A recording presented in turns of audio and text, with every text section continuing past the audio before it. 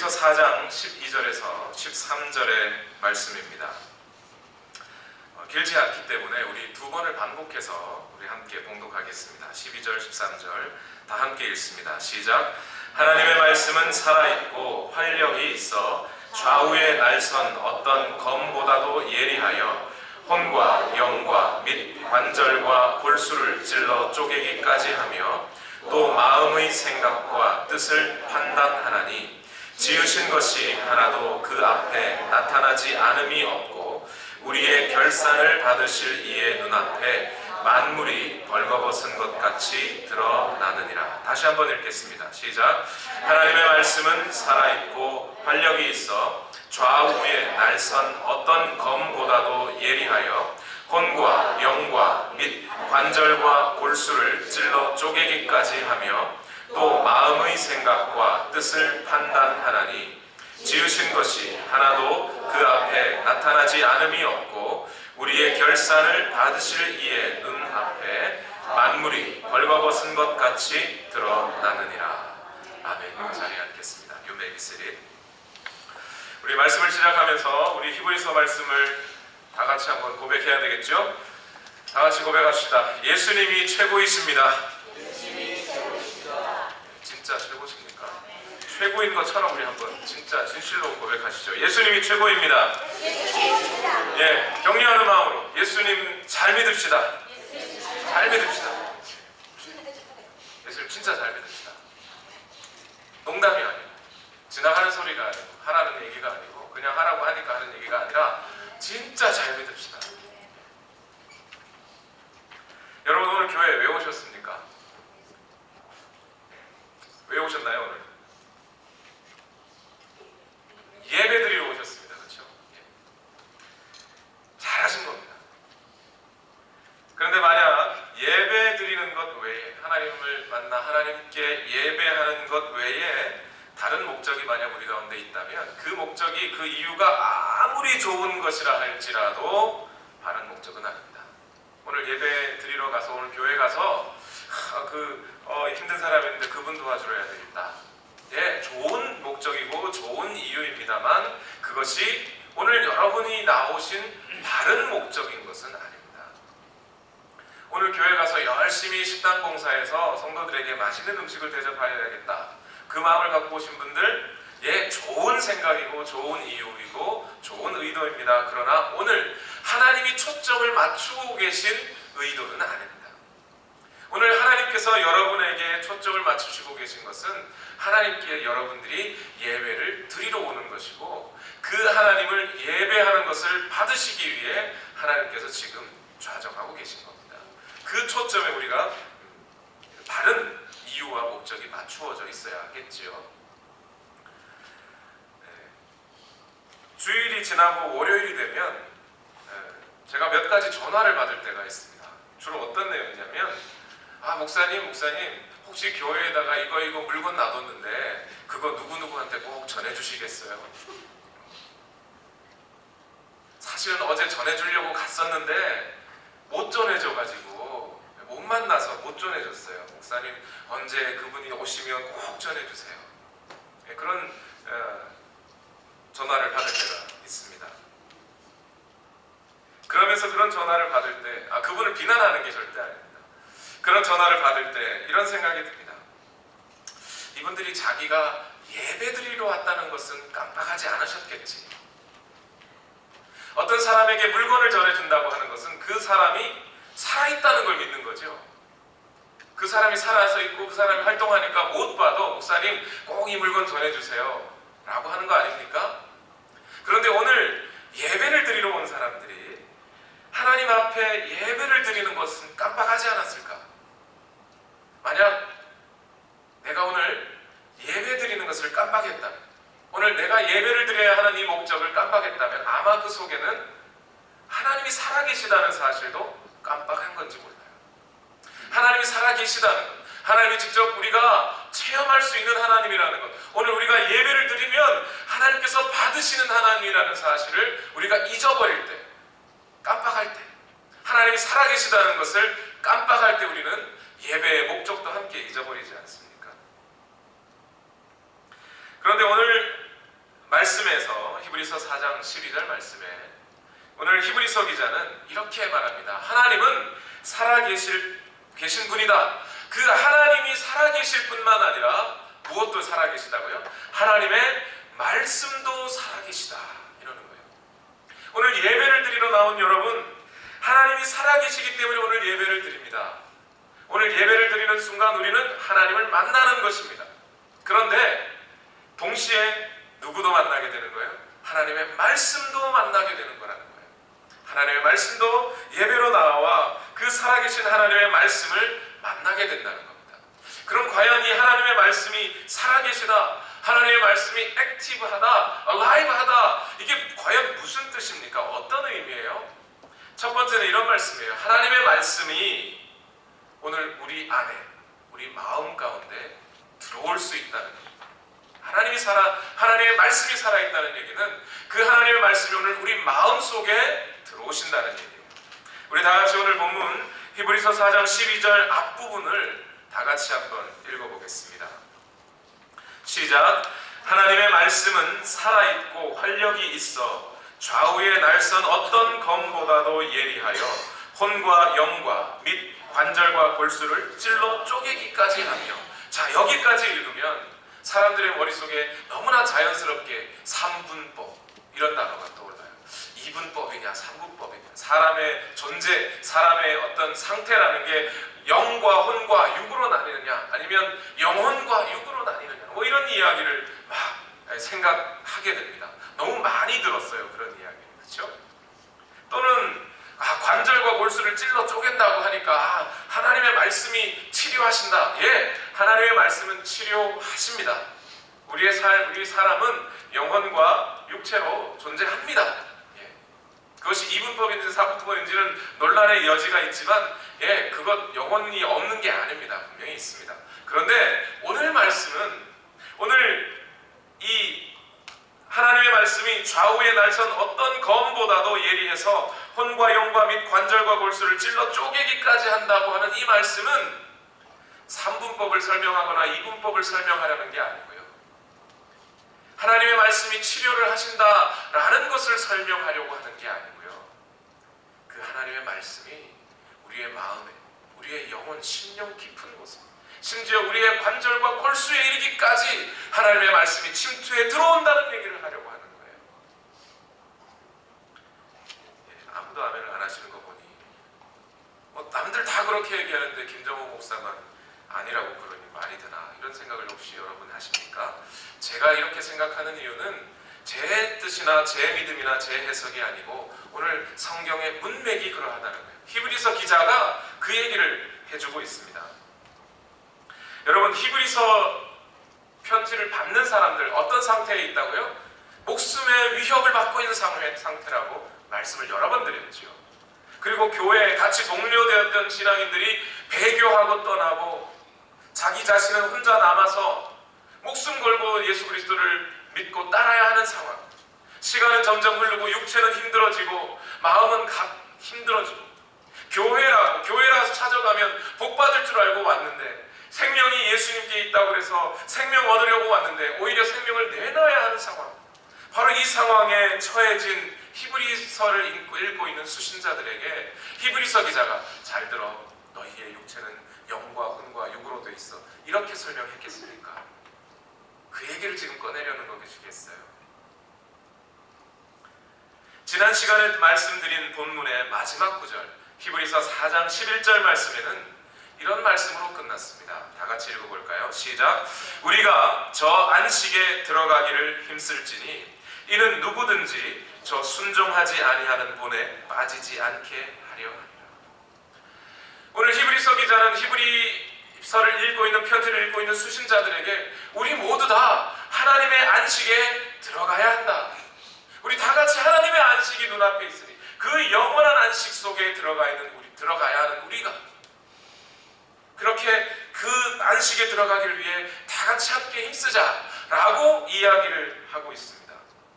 우리 인생의, 우리 삶의 어떤 목표, 최종적인 골, 마지막 목표 지점은 어디냐면 하나님이 예비해 놓으신 그 안식이라는 곳에 들어가는 것이에요. 또한 그 하나님은 그 안식을 오늘 믿는 자들에게 부어주시기도 하십니다. 그런데 이 히브리서 기자는 분명하게 이야기했어요. 어떤 사람은 안식에 들어가는 사람이 있는가 하면 어떤 사람은 이 영원한 안식에 들어가지 못하는 사람도 있을 수 있다. 어떤 사람이 안식에 들어가지 못합니까? 하나님의 말씀은 들었지만 그 말씀을 마음 안에 받아들이지 못하고 그 말씀을 믿음과 결부시키지 못하고 그 말씀을 온전히 믿지 못해서 순종하지 않았던 사람, 그래서 애굽으로 돌아가야겠다고, 하나님이 왜 나를 불러주신지 모르겠다고, 나를 여기서 죽이시려나 보다라고 원망했던 그 사람들이 결국 하나님의 안식에 들어가지 못했다라고 이야기해 주었습니다. 히브리서 4장 2절 말씀을 다 같이 한번 읽어볼까요? 다 같이 읽겠습니다. 시작. 그들과 같이 우리도 복음 전함을 받은 자들이나 들은 바 그 말씀이 그들에게 유익하지 못한 것은 듣는 자가 믿음과 결부시키지 아니함이라. 4장 6절을 또 다 같이 한번 읽어볼까요? 시작. 그러면 거기에 들어갈 자들이 남아 있거니와 복음 전함을 먼저 받은 자들은 순종하지 아니함으로 말미암아 들어가지 못하였다. 하나님의 안식에 들어가지 못한 사람들, 왜 못 들어갔어요? 하나님의 안식이 없어서가 아니라는 거예요. 하나님의 손이 짧아서가 아니라는 거예요. 하나님의 능력이 없어서가 아니라 하나님의 말씀이 다 전해졌는데 그 말씀을 마음에 받아들이지 못한 자들, 그 말씀을 믿음과 결부시키지 못한 자들, 그들은 안식에 들어가지 못하였고, 그러나 그 하나님의 말씀이 그 사람들의 마음 깊은 곳에 들어와 믿음과 결부되어 그 마음 깊은 곳에 믿음을 가졌던 사람들, 자기가 갖고 싶어서라기보다는 그 말씀 때문에 갖게 된 사람들, 그 사람들은 안식에 들어갈 수 있었다. 이렇게 얘기합니다. 그러면 결국 이게 무슨 말이에요? 히브리서 기자가 오늘 하려는 말씀이 뭡니까? 하나님의 말씀은 사람들의 마음속에 침투해 들어가는 그런 살아있는 말씀인데, 어떤 사람들에게는 그 하나님의 말씀이 들어가기도 하지만 또 어떤 사람들에게는 말씀이 들어가지 못하기도 한다는 거예요. 말씀의 능력이 없어서가 아니라 그 말씀이 그 마음속에 들어가지 못하도록 막고 있는 것이 한 가지가 있어요. 하나님의 말씀이 마음속에 침투해 들어가야 하는데, 마음속에 들어가서 그 믿음과 결부되어야 하는데 그 말씀이 마음속에 들어가지 못하도록 막고 있는 것이 하나가 있어요. 그게 뭐냐면 죄의 유혹이라는 거예요. 히브리서 3장 13절 말씀 이렇게 말합니다. 우리 믿음을 가지고 다 같이 한번 읽어보겠습니다. 시작. 오직 오늘이라 일컫는 동안에 매일 피차 권면하여 너희 중에 누구든지 죄의 유혹으로 완고하게 되지 않도록 하라. 하나님의 말씀이 그 마음속에 들어가서 하나님의 말씀이 믿어지고 받아들여지고 감사하고, 하나님이 우리에게 안식을 예비해 놓으셨구나, 이제 저 가나안 땅에 들어가면 그 땅에 살고 있는 저 사람들은 우리의 밥이구나 하고 믿음을 가진 사람, 믿음을 갖게 되는 사람이 있는데, 어떤 사람은 그러지 않다. 왜 그렇지 않느냐? 왜 그들은 하나님의 말씀을 마음으로 받아들이지 못하느냐? 죄의 유혹이라는 것이 가로막고 있기 때문이라는 거예요. 우리의 마음이 이 죄의 유혹 때문에 굳어져서, 마음이 완고해져서 하나님의 말씀을 받아들이지 못하게 막고 있더라는 거예요. 죄라는 것, 죄의 유혹이라는 게 어떤 겁니까? 죄는 우리 육체의 욕심에다가 이렇게 속삭입니다. 우리 마음에 합리화하는 생각을 불어넣어줘요. 인생에서 진정한 행복을 얻으려면, 그래, 낙태하자. 이 아이 죽이고, 뱃속에 있는 아이 죽이고 엄마가 행복하게 사는 게 좋지 않아? 딜을 하려고 해요. 생명의 문제, 합리화하려고 합니다. 이번 시험에서 부정행위를 해야 돼. 내가 가진 능력이, 내가 머리가 안 좋아서 공부 못하는 거, 그 하나님이 나에게 지혜롭지 못한 머리를 줘서 하나님이 그렇게 한 거 아니야? 그러니 이번 시험엔 좀 부정행위를 하더라도 그래, 성적이 좋아야 GPA를 잘 얻어놔야 내 인생의 앞길이 열리지. 어쩔 수 없잖아. 내가 사랑하는, 내가 좋아하는 저 사람을 내가 유혹하려면 내가 좀 도발적으로 옷을 입어야 되겠어. 내가 성적인 어떤 스탠다드, 내가 갖고 있는 어떤 성적인 규범이 있는데 그걸 좀 버려야 내가 저 사람과 행복하고 만족함을 얻으면서 살지 않을까. 내가 이 원수를 꼭 갚아야지. 조용하게 말없이 힘없이 사는 건 바보들만 하는 짓이야. 진짜 힘이 뭔지 보여줘야 돼. 이게 다 죄의 유혹이라는 거예요. 이런 죄의 유혹들이 우리의 마음을 가로막고 있을 때 우리 마음은 굳어져서 더 이상 하나님의 말씀이 들어오지 못하게 하더라는 겁니다. 사람들의 생각 속에 이 죄의 유혹이 자리 잡고 하나님의 말씀에 대한 신뢰보다 이 죄의 유혹들이 더 커서 하나님의 말씀이 오늘 우리 삶에 이루어진다고 믿지 못하게 만드는 거예요. 그래서 성경은 고리타분해 보이고 설교는 졸린 거고 마음은 굳어지고 회개는 저 죄인들이나 하는 짓이고 나는 의로우니 회개할 것이 없고 천국은 동화 속에나 나오는 것이고 하나님과의 관계는 팥죽 한 그릇에 팔아먹어도 괜찮은 거라고 생각하고 맙니다. 그게 죄의 유혹이고 그것이 우리 마음을 굳게 만들어서 하나님의 말씀을 들어오지 못하게 한다.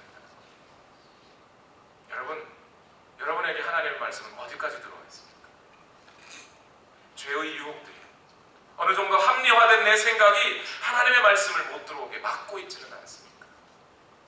두 번째로, 그렇다면 하나님의 말씀이 살아있다는 것은 어떤 뜻입니까? 이제 그 하나님의 말씀은 우리의 마음에 침투해 들어오셔서 우리의 마음에, 우리의 생각에 더러운 것들도 다 드러내시는 겁니다. 그것이 하나님의 말씀이 살아있다는 뜻이에요. 오늘 히브리서 4장 12절을 다 같이 다시 한번 읽어보겠습니다. 히브리서 4장 12절 말씀입니다. 다 같이 읽겠습니다. 넘겨주셔야죠. 안 넘어가는데요.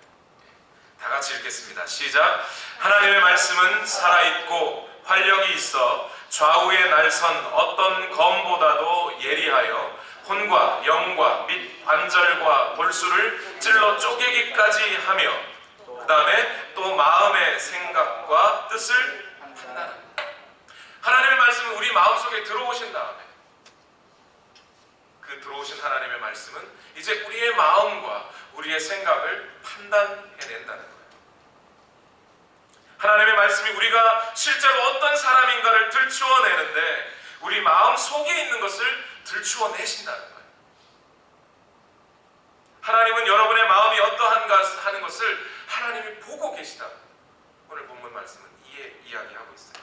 여러분, 한 가지 여러분께 질문드리죠. 여러분 예수님을 영접하셨습니까?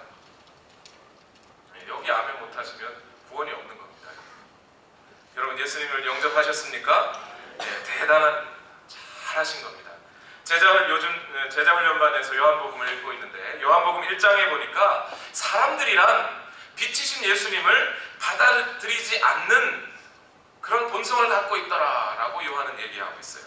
요한복음 1장 9절에서 11절 말씀에 참 빛 곧 세상에 와서 각 사람에게 비추는 빛이 있었나니 그가 세상에 계셨으며 세상은 그로 말미암아 지은 바 되었으되 세상이 그를 알지 못하였고 자기 땅에 오매 자기 백성이 영접하지 아니하였으나. 빛이신데 어둠인 사람들이, 어둠 상태에 있던 사람들이 빛이신 예수님을 받아들이지 않는 사람들도 있었다는 거예요. 그런데 여러분 오늘 예수님을 영접하셨다고 말씀하시니 정말 잘하신 것이고 보통 사람 이상의 결정을 하신 겁니다. 그것이야말로 정말 대단하신 겁니다. 그런데 한 가지 질문을 드립니다. 그러면 예수님께서 이제 여러분 마음에 와 계시니 편하십니까? 불편하십니까? 제 아내는 아기 보는 걸 참 좋아합니다. 잘하고요. 제가 봐도 잘하는 겁니다. 그래서 학교에서 공부할 때 주변의 동료 학생들 아기를 자주 봐줬어요. 그런데 제 마음에 아내는 정말 편하게 잘 보더라고요. 근데 그 아기 한 명이 우리 집 안에 들어와 있는데 그렇게 불편할 수가 없는 거예요. 애 한 명 있는 게 아무것도 없는 거예요. 나이가 대여섯 살만 돼도 옷을 함부로 벗을 수가 없어요. 여자아이 같으면. 내 마음대로 안 되는 거예요. 너무 불편합니다. 그런데 여러분, 예수님이 여러분 마음에 와 계십니다. 여러분 편하십니까? 불편하십니까? 로마서 1장 28절에 이렇게 말씀하셨어요. 그들이 마음에 하나님 두기를 싫어하네. 사람의 본성은 하나님을 마음에 두기 싫어한다는 거예요. 왜요? 자기 마음대로 못하니까. 내 마음대로 못 사니까. 남자분들 특별히 신앙생활을 막 시작하신 분들은 그런 말씀 잘하세요. 예수 믿는 거 참 불편하네. 마음대로 술도 못 마시고 담배도 못 피고 놀고 싶은 것도 못 놀게 하고 예수 믿는 게 이렇게 불편한 줄 몰랐다고. 그러면 어떻게 할까요? 불편하니까 나가시라고 할까요? 예수님 영접은 했는데 참 불편하네요. 예수님 좀 나가주셨으면 좋겠어요. 그래야 되겠습니까? 히브리서를 읽고 있던 사람들도 마찬가지 상황이었다는 거예요. 교회 안에 예수 그리스도를 믿고 영접하고 이제 들어온 사람들, 물론 말로는 그렇게 했기 때문에 그 사람들이 진짜 심령으로 예수 그리스도를 영접했는지 안 했는지는 잘 모르겠어요. 그런데 어떤 사람들은 예수님을, 이런 표현이 죄송합니다, 배신하고 떠나기 시작해요. 그 사람들 중에 두 부류라는 거죠. 예수님을 아예 처음부터 영접하지 않았거나 영접하였더라도 도저히 당신과 같이 사는 게 불편합니다. 옛날로 좀 돌아가서 갔다가 다시 오겠습니다 하고 간다는 거예요. 여러분, 교회 안에도 여전히 이런 사람이 있을 수 있다는 거예요. 진짜 예수님을 영접하지 않았거나 영접하였더라도 여전히 예수님과 함께 사는 게 불편한 사람이 있다는 거예요. 그런데 여러분, 예수님을 마음에 모시기를 불편하게 하면 하나님의 말씀이 그 마음에 작용하여 그 마음의 더러움을 자꾸 들추어내는데 그것이 싫은 사람은 어떻게 해야 되겠습니까? 로마서 1장 28절에 31절 말씀에는 하나님의 말씀을, 하나님을 마음에 두기 싫어하는 사람들이 어떻게 되는지 이렇게 얘기합니다. 다 같이 한번 읽어봅시다. 시작. 또한 그들이 마음에 하나님 두기를 싫어하네. 같이 읽으세요. 읽으셔도 됩니다. 제가 여러분 올무에 매는 게 아니에요. 다 같이 읽어볼까요? 시작. 또한 그들이 마음에 하나님 두기를 싫어하매 하나님께서 그들을 그 상실한 마음대로 내버려 두사 합당하지 못한 일을 하게 하셨으니 곧 모든 불의, 추악, 탐욕, 악의가 가득한 자요, 시기, 살인, 분쟁, 사기, 악독이 가득한 자요, 수군수군하는 자요, 비방하는 자요, 하나님께서 미워하시는 자요, 능욕하는 자요, 교만한 자요, 자랑하는 자요, 악을 도모하는 자요, 부모를 거역하는 자요, 우매한 자요, 배약한 자요, 무정한 자요, 무자비한 자. 하나님을 마음속에 모셔드리기를 아예 하지 않았거나 또는 예수 그리스도께서 그 마음에 좌정하고 계신데 예수님과 함께 살기 싫어, 예수님 좀 나가주세요 하는 사람들, 그 사람들의 마음에는 어떤 마음이, 어떤 행동을 한다고요? 그 사람들은 불의하다는 것, 추악하고 탐욕스럽고 악의가 가득하고 시기, 살인, 분쟁, 악독, 수군수군, 비방하고 그렇게 한다는 거예요. 왜요? 하나님의 말씀이 그 안에 없어서. 하나님의 말씀이 그 속에 들추어내서 그 마음을 돌려내고 다시 새롭게 하고 해야 되는데 하나님의 말씀이 들어가지 않으면 그렇게 된다는 거예요. 그러니 이것이 하나님의 말씀이 우리 마음을 드러내는 방식입니다. 아예 안 들어가 있거든. 하나님의 말씀이 들어가 있지 않거든. 하나님의 말씀이 그 속에 들어가 우리 안에서 자꾸 우리를 불편하게 해요. 설교를 들을 때마다, 목사님 설교 들을 때마다 불편해. 왜 불편해요? 듣기 좋은 소리만 안 하고 맨날 이 사람이 회개하는 소리만 하고 불편해. 지금 히브리서 기자 이 편지를 읽고 있는 사람들도 어때요? 히브리서 기자의 이 편지가 불편한 거예요. 왜 불편해? 자기는 이제 좀 편안하게 좀 예수님도 한쪽 다리를 놓고 옛날 유대교회도 한쪽 다리를 좀 놓고 그래서 좀 편안하게 내 목숨도 유지하고 내 어떤 재물도 좀 유지하고 그렇게 살고 싶은데 히브리서 기자가 자꾸 너희 마음을 하나님 말씀에 갖다 놓으라는 거예요. 하나님의 말씀이 너희 마음을 작용하게 해라. 너희 속에 죄와 악독이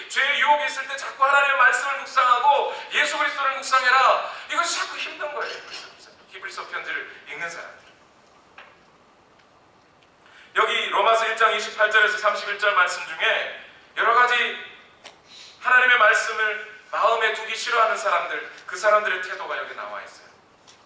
그 중에 하나, 수근수근 하는 자라는 것이 뭡니까? 대표적으로 이걸 설명드려 볼게요. 미국 인디언들의 속담 중에 이런 말이 있어요. 개구리도 자기가 사는 연못의 물은 마시지 않는다. 이게 뭔 말인지 아십니까? 아무리 우매한 사람이라 하더라도 자기가 함께 사는 사람, 가족이나 마을 사람들, 동료들, 이런 사람들을 흉보거나 비방하지 않는다는 거예요. 결국 개구리가 자기 연못의 물을 다 마셔버리면 연못의 물이 말라버려서 자기도 죽어버린다는 거죠. 자신의 동료들, 식구들, 성도들 그렇게 험담하고 그들을 비방하고 그들을 자꾸 죽이는 일을 하면 결국 자신이 함께 살아갈 사람도 없어지고 자신의 생명의 관계를 잃어버리고 마는 거라는 거예요. 이런 식으로 우리 마음속에 예수님이 있는지 없는지, 우리의 행동, 우리의 삶의 태도가 결국 우리 속에 말씀이 있는지 없는지를 드러내는 거예요. 교회도 마찬가지예요. 이런 표현을 써서 너무 죄송합니다. 저를 오해하지 말아 주십시오. 저도 우리 교회에 많은 성도님들이 오셔서 예배드리고 하나님을 만나고 그렇게 영광 돌리는 교회가 되기를 저도 바랍니다. 그런데 무작정 대형 교회가 되는 것 자체가 중요한 게 아니라는 거예요. 갔더니 좋은 말씀하고 듣기 좋은 말씀하고 내가 잘 살고 있다고 내 잘 되는 것에 대해서 말씀하고 그렇게 설교하니까 사람들이 다 좋아하지요. 그러나 그게 다가 아니라는 거예요. 하나님의 말씀은 그런 식으로 역사하지 않는다는 거예요. 하나님의 말씀은 사람들의 마음속에 들어가서 그 마음속에 더러운 것들을 들추어내셔요. 그게 하나님의 말씀이 역사하시는 방식이라는 거예요. 빌립보서 2장 5절에 그럼 이렇게 말씀합니다. 너희 안에 이 마음을 품으라. 곧 그리스도 예수의 마음. 하나님의 말씀은 우리 가운데 오셔서 이제 우리 안에 있었던 그 추하고 더러운 마음들을 다 벗어내게 하시고 우리 마음속에 예수 그리스도의 마음을 품게 하는 것. 이것이 하나님의 말씀의 역할이고 하는 일이라는 거예요. 마지막으로 하나님의 말씀이 살아있다는 것, 하나님의 말씀이 활력이 있다는 것은 그 말씀이 우리의 마음과 생각을 선악간에 심판하신다는 거예요. 여기서 심판이라고 하니까 어머 겁나 어떻게 벌 받을까, 그런 뜻이 아니고 벌 준다, 무조건 벌 준다는 얘기가 아니라 심판이라고 하는 말은 잘한 것과 잘못한 것을 구별해낸다는 거예요. 오늘 히브리서 4장 13절, 12절, 13절의 말씀 표현으로 하면 결산을 한다는 겁니다. 하나님의 말씀이 우리 마음의 생각과 뜻을 결산한다라는 얘기예요. 다 같이 한번 히브리서 4장 13절 말씀을 읽어보겠습니다. 시작. 지으신 것이 하나도 그 앞에 나타나지 않음이 없고 우리의 결산을 받으실 이의 눈앞에 만물이 벌거벗은 것 같이 드러나느니라. 여러분, 차를 가지신 모든 분들은 아마 도로교통법을 잘 아실 겁니다. 어떤 신호에 어떻게 시그널이 이런데 이쪽으로 턴하면 이 번지금이 얼마고 스피드가 몇 마일인데 그 마일에서 얼마 올라가면 스피드 오버하면 그 스피드 티켓이 얼마짜리를 떼고 우리 너무 잘 압니다.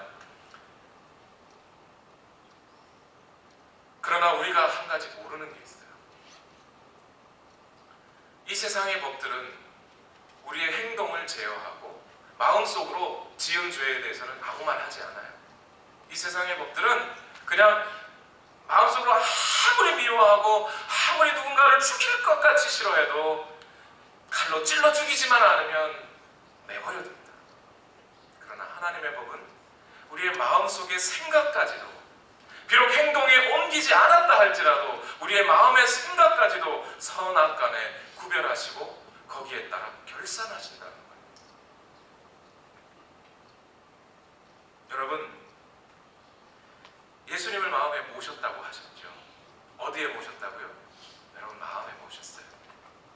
그런데 여러분 마음에 모신 그 예수님이 여러분 마음 속에 계신데 같이 살만하실까요? 구원받은 하나님의 백성들에 대해서 성경은 항상 예수님과의 관계를 신랑과 신부라고 말씀하죠. 신랑 되신 예수님이 오늘 여러분 마음에, 우리는 신부가 되어 여러분 마음에 와 계세요. 그런데 여러분, 결혼을 했는데 한 남자가 결혼해놓고 그 집 안방에 맨날 다른 여자를 데리고 온다.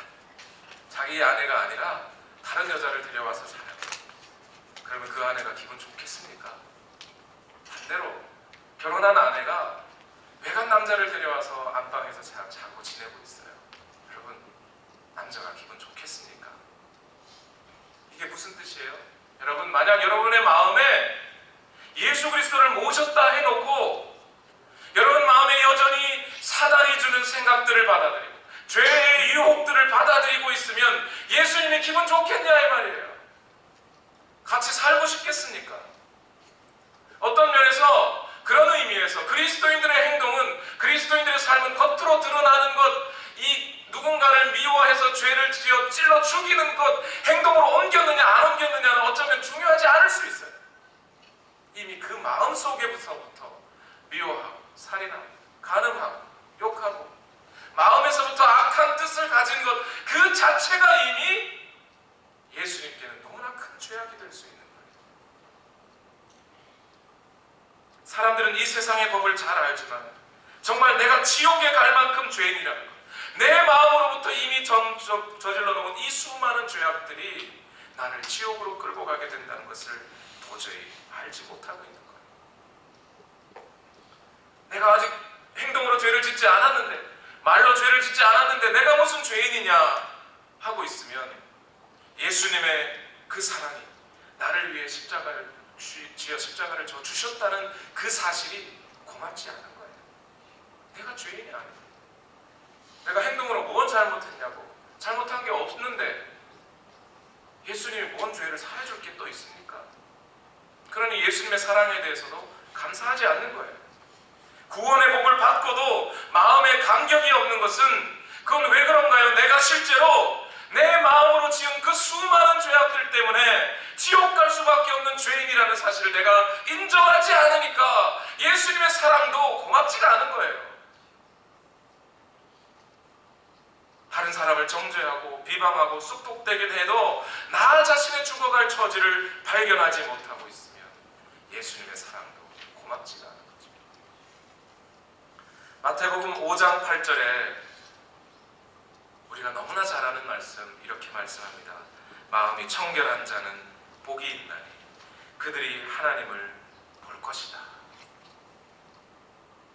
여러분의 마음, 예수님이 함께 사실 수 있도록 청소하십니다. 그 청소 어떻게 하실 겁니까? 그 청소 어떻게 하실 거예요? 여러분의 마음을 어떻게, 내가 수영을 면벽 수행 한 7년, 벽 보고 한 7년 그러고 수영을 하면 도가 닦아져서 여러분 마음이 깨끗해지십니까? 아니요. 여러분의 마음을 하나님의 말씀 앞에 딱 열어놓고, 내 속에 이 더럽고 추악한 것 이렇게 많습니다. 인정하고 하나님의 말씀에 비추어 내 말씀을, 내 마음을 잘 바꿔가야 돼요. 하나님의 말씀으로 채워 넣어야 돼요. 하나님의 은혜로 채워 넣어야 돼요. 예수님으로 채워 넣어야 돼요. 그래야 내 속에 있는 이 죄악, 내 마음 속에 있는 모든 미움과 가늠함과 내 속에 있는 수많은 도둑질들과 이런 것들이 빠져나가게 되는 거예요. 말씀으로 채워 넣어야 돼요. 이것이 말씀이, 하나님의 말씀이 살아있어서 오늘 우리의 삶을, 우리의 마음속을 결산한다는 거예요.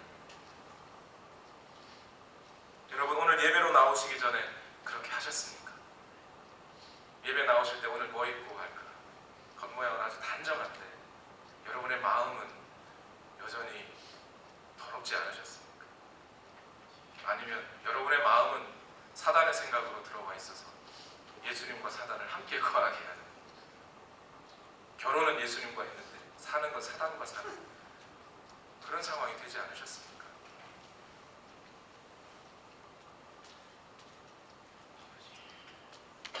여러분, 하나님의 말씀이 여러분의 회개하라면 회개하십시오. 마음을 돌이키고 그 말씀을 인도하는 대로, 말씀이 인도하는 대로 따라가십시오. 그 말씀을 자꾸 여러분 마음 가운데 계속 집어넣고 또 집어넣고 또 집어넣으면 그 말씀이 역사하여 여러분을 깨끗하고 정결케 하실 겁니다. 그 보혈로 씻기시고 청결하게 하실 겁니다. 그러나 반대로 하나님의 말씀을 믿지 못하고 죄의 유혹 앞에 계속 무릎 꿇고 마음을 굳게 하고 완고하게 해서 하나님의 말씀이 더 이상 마음에 들어오지 못하게 한다면 결국 그 마음 속에 믿음이 없기 때문에, 애시당초 어쩌면 예수님이 들어간 적이 없기 때문에 그 사람은 그대로 끝나고 맙니다. 안식을 얻지 못하게 됩니다. 말씀을 마무리하겠습니다. 하나님의 말씀을 마음속에 받아들이고 그 마음에 계속 그 말씀을 받아들여 회복하고 또 회복해서 하나님 앞에 청결하게 선 한 사람의 이야기입니다. 젊은 나이에 일찍 성공한 영국의 한 변호사가 있었습니다. 어느 날 이 변호사는 의사당 앞에서, 영국의 국회의사당 앞에서 아주 중요한 비중이 있는 그런 변호를 하게 되었습니다. 근데 이 변호사가 이 일에 너무 긴장과 부담감을 가진 나머지 스트레스 때문에 쓰러지고 말았습니다. 그리고 그 이후에 일찍 성공해서 출세 가도를 달리던 인생은 점차 내리막길로 치닫기 시작했습니다. 정신착란 증세도 있었고 정상적인 생활을 유지할 수 없었습니다. 그리고 급기야 자신이 더럽고 추하고 무가치한 존재라고 느끼면서 자살을 하려고 했습니다. 그러나 그 주변에 이 사람을 불쌍히 여기면서 관심을 가진 그리스도인들이 복음을 전해주었습니다. 그리고 복음을 알게 되었고 받아들이게 되었습니다. 하나님의 사랑을 깨닫게 됐습니다. 아, 나는 더 이상 쓸모없는 존재가 아니구나. 나는 이제 죄의 사슬에 풀려 나와야겠구나 라고 생각하고 그때부터 예수 그리스도를 영접하고 하나님의 말씀 가운데 깊이 잠겼습니다. 그로부터 10년이라는 세월이 지났습니다. 그 후에 예수님께서 자신의 죄를 담당하여 십자가에 달려 돌아가심으로써 자기 자신이 그 더럽고 추한 자신의 삶이, 자신의 마음이 새로운 삶으로 변했다고 확실하게 믿고 이제 자신의 모든 변한 삶을 시로 고백하기 시작했습니다. 그 고백한 시의 내용이 이렇습니다. 샘물과 같은 보혈은 임마누엘 피로다. 이 샘에 죄를 씻으면 정하게 되겠네. 저 도적 회개하고서 이 샘에 씻었네. 저 도적 같은 이 몸도 죄 씻기 원하네. 속함을 얻은 백성은 영생을 얻겠네. 샘 솟듯 하는 피곤새 한없이 있도다. 새 찬송가 258장이죠. 옛날 통합 찬송가는 190장입니다. 바로 그 간증의 노래가 이 사람의 시였습니다. 이 사람의 이름이 윌리엄 카우퍼라고 하는 영국 법학이나 문학에 있어서 아주 훌륭한 학자이기도 합니다. 이 사람은 스가랴 13장 1절에 그날의 죄와 더러움을 씻는 셈이 라는 이 구절 하나로 예수 그리스도께서 십자가에 흘리신 그 보혈이 바로 나를 씻으시는, 내 마음을 그 깊은 곳에서부터 내 속에 그 많은 그 추악함과 더러움과 음란함을 씻어내는 놀라운 능력이 그 보혈에 있다는 것을 발견하고 자유의 몸이 되어서 이렇게 찬양했습니다. 날 정케 하신 피 보니 그 사랑 한없네. 내가 죄악에 깊이 잠겼다는 것, 내 마음으로 수많은 죄를 저지르고 있다는 사실을 인정하고 하나님의 말씀을 받아들인 그 사람이야말로 하나님의 사랑, 예수 그리스도의 사랑이 한없이 있다는 것을 발견하게 됩니다. 그래서 이렇게 찬송합니다. 살 동안 받는 사랑을 늘 찬송하겠네.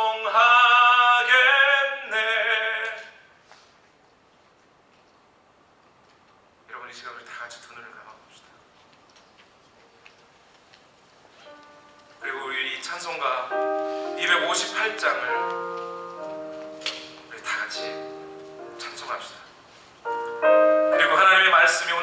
가운데 역사하셔서 내가 이제 예수 그리스도를 모시고 구원받은 하나님의 백성으로 살아가지만 여전히 내 앞에 죄의 유혹이 가로막고 있고 그래서 하나님의 말씀이 들어오지 못하게 하고 있는 이 상황에 주여 나는 계속 하나님의 말씀 앞에 내 마음을 성실하게 갖다 놓게 하여 주시고 내 마음의 더러움과 죄악을 그 보혈의 능력으로 씻어내는 이 작업을 계속하게 하여 주옵소서. 예수님을 계속 만나고 예수님을 묵상하고 나를 계속하신 예수 그리스도의 사랑을 묵상하는 내가 되게 해달라고 그 사람 다짐 가지고 그 마음 가지고 함께 찬송합시다. 샘물과 같은 샘물과 같은 보혈 임마누엘 피로다.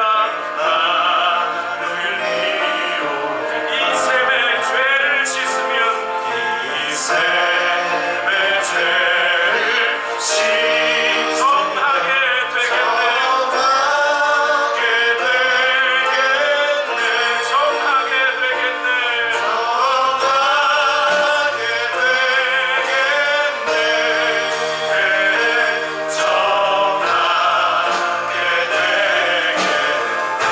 이 샘의 죄를 씻으면 샘의 죄를 씻으면 정하게 되겠네.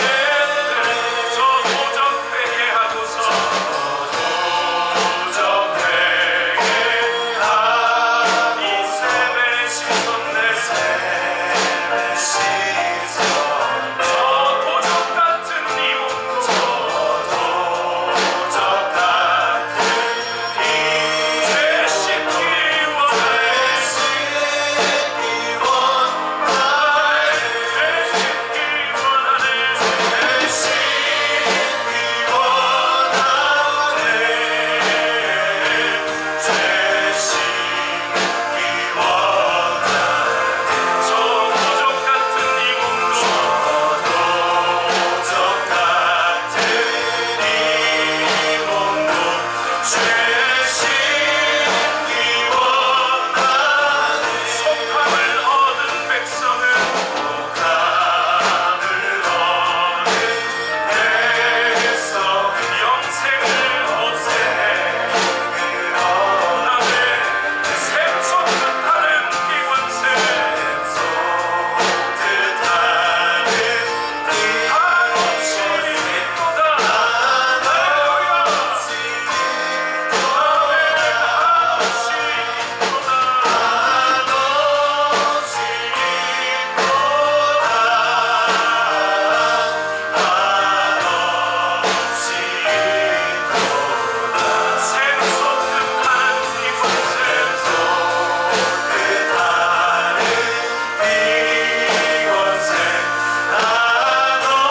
한없이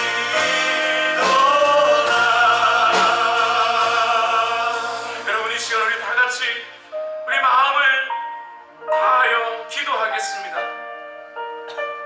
오늘 살아계신 하나님의 말씀 앞에 우리의 마음을 활짝 열어놓고 예수 그리스도의 십자가 앞에 우리의 마음의 더러운 생각과 의도를 내려놓고 주님의 손에 우리의 근심과 걱정과 염려를 다 올려드리고 그리고 우리 마음으로 주님의 은혜와 사랑을 기대하며 우리 이렇게 기도합시다.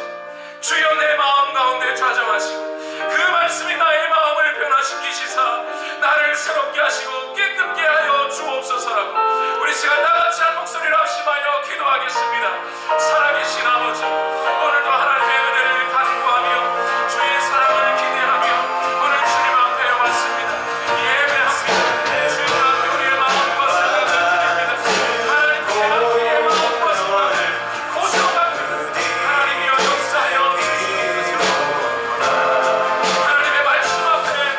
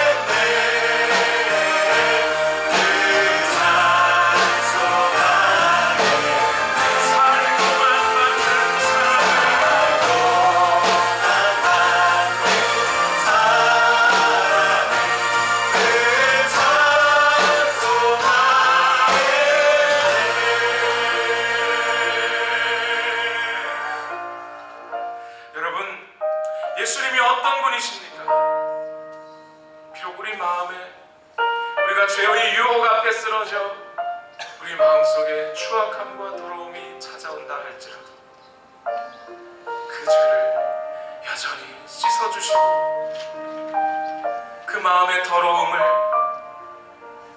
확실히 보혈로 덮으셔서 씻어내시는 주님이십니다. 여러분, 이제는 더 이상 그 주님을 실망시켜드리지 맙시다. 그 주님의 마음을 외면하게 하지 맙시다. 우리가 날마다 하나님의 말씀을 우리 마음 가운데 가득 채우고 그 예수 그리스도와 깊이 교제하며 그래야 우리 마음이 청결하여 하나님을 보는 그런 능력 있는 삶을 우리가 끝까지 살아가게 되기를 원합니다. 기도하겠습니다. 살아계신 아버지, 우리를 깨끗게 하신 예수 그리스도, 우리의 대제사장 되신 예수 그리스도, 오늘도 우리 마음 가운데 좌정하여 계셔서 비록 우리의 더러움과 추악함을 본다 할지라도 여전히 미쁘시고 의로우셔서 우리를 사랑하시고 그 보혈의 능력으로 우리의 죄를 깨끗게 하시는 그 주님을 의지합니다. 주여, 우리가 이제 후로는 예수님을 더 깊이 묵상하고 하나님의 말씀을 우리 마음 가운데 더 깊이 더 많이 받아들여 예수 그리스도와 더 깊이 친밀하게 교제하며 살아가는 우리가 되게 하여 주옵소서.